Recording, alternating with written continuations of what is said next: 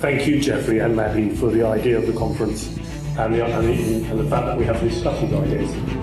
On the 2nd of May 2017, the International Organization to Preserve Human Rights, in collaboration with the European Conservatives and Reformists Group, held an important cross-party full-day event inside the European Parliament, titled Antidotes to Islamist Extremism.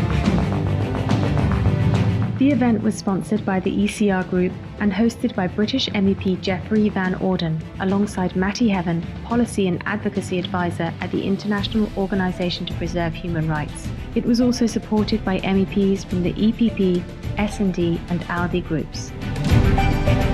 Welcoming speakers from the European Council, the British Embassy, the Belgian Federal Police and many more, the day was structured around panels addressing three main themes: diagnosis, which focused on the scale, extent, and nature of the problem of radicalization; factors, discussing why people are open to radicalization and where they are most vulnerable; and remedies, exploring potential antidotes to the problems of radicalization and extremism.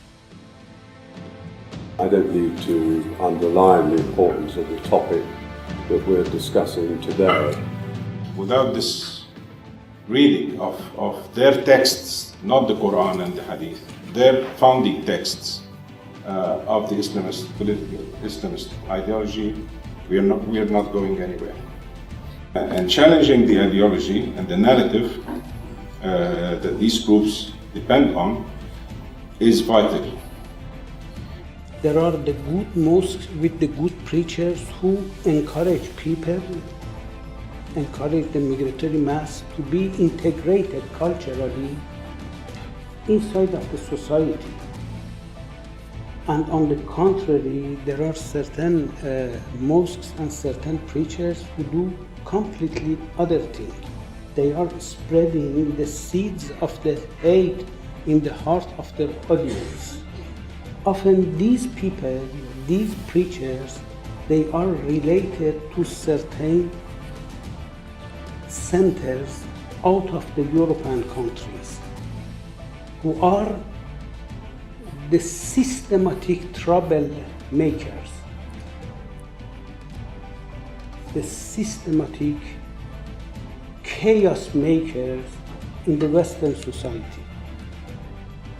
They are exporting the problem, the crisis, the trouble according to the systematic plan in the Western countries. I would say that from the side of the West, there's been a lot of denial. The messages have been out and available, and anyone could listen to them. Not now, already 15 years ago, they were there. It was just a matter of reading so many translations when they were in Arabic, and in some cases they were in our own languages. Many of these messages were taken into isolation, and there was a refusal to believe that there was a plan, an ideology working on this. They have a hidden agenda and there's a plan behind it, and it needs to be looked into on its own merit and taken the religious aspect out of it. Because what's been mixed so far is that everything's been related together with religion. It's Muslims, but if we take the religion aspect out of it, these people have hidden agendas and they are using mosques, they're using certain communities and organizations in order to fulfill their goal. And they do not limit themselves into one country, because that's not their ideology. Their ideology is about taking over. The hidden agenda for them is to create chaos in all societies. So create chaos to increase Islamophobia, increase hate amongst all communities within each other. So we need to look at different messages alongside of just highlighting the person who's committed the act of terror.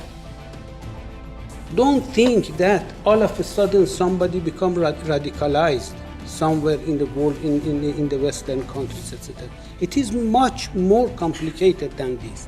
There are a lot of hidden agenda behind it. When we would like to solve a problem, to find a solution for a problem, we must know the nature, the real nature of the problem. And I think we need to have an adult discussion among policymakers. We must be in a position to empower professionals and communities to speak out with confidence. Who are the preachers? Who are the people entering and exiting our respective countries? There is something for me around preachers, around a license to practice and a license to preach. The preach of the Friday prayer is a very, very efficient psychological instrument. If it is well used, it can bring the hearts together.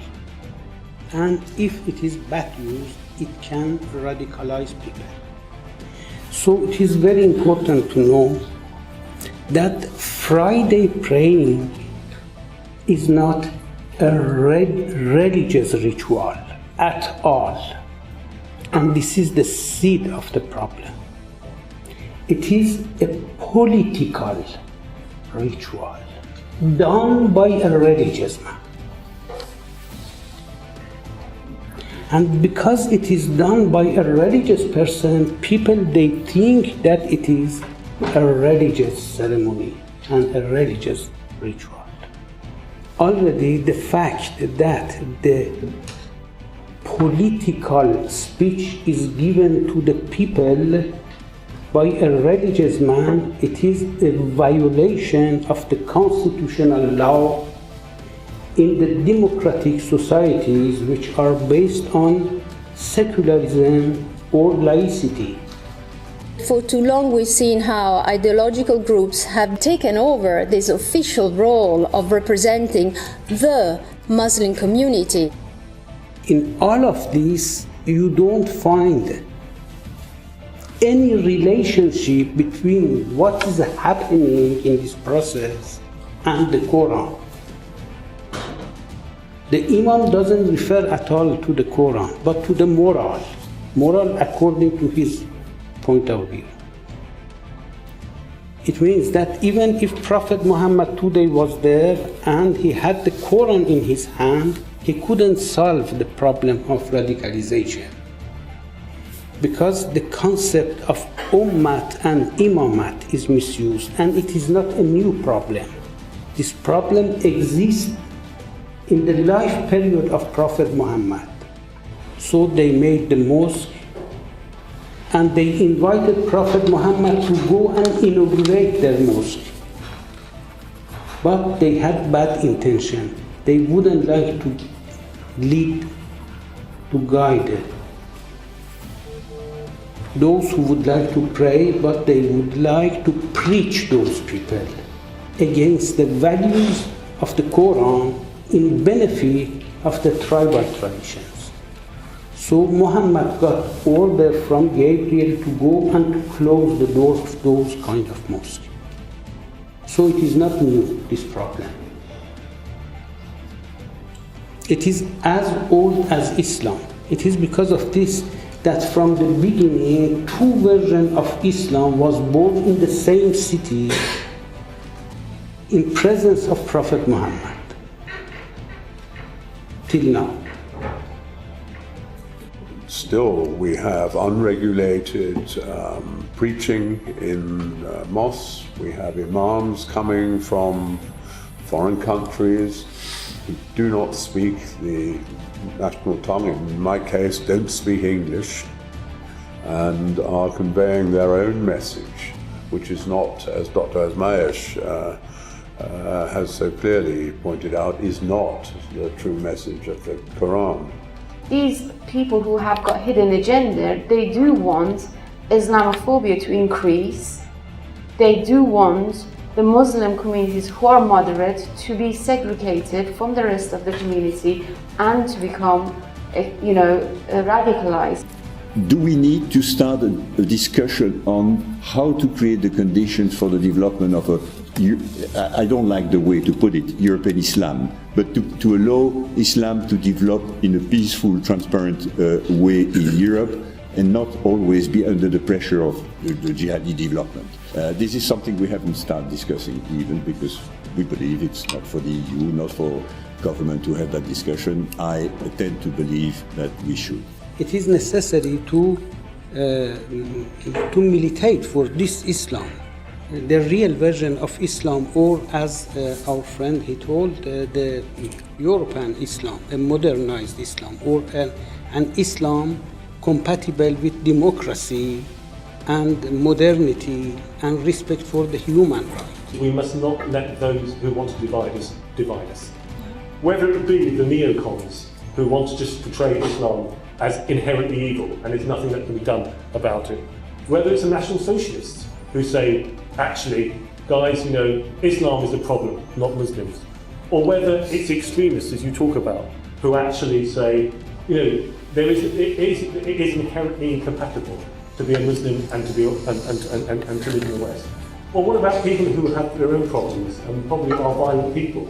They go to prison and they're radicalised in prisons and they swap one cause for another. Across the entire UAE on Friday, it is one sermon delivered across the entire land in every mosque.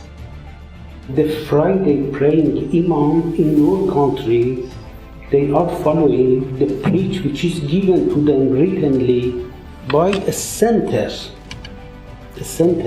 So there is not anarchism. So they know what to say and what not to say. Because the government, they know what is the danger when there is an anarchism and everybody as an imam can come from Somalia, from Mali, from everywhere in the world, Yemen, etc., and talk to the people and say whatever he would like to say.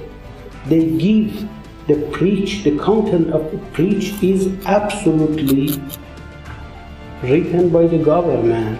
So it brings together the heart to each other and spread the seed of fraternity between them. So Jeffrey, Maddie, thank you very much. I want to thank you all for coming on today, and let's hope that this is not just one conference and a one-off, but for many of us, it's the beginning or the continuation of much needed dialogue. Thank you very much.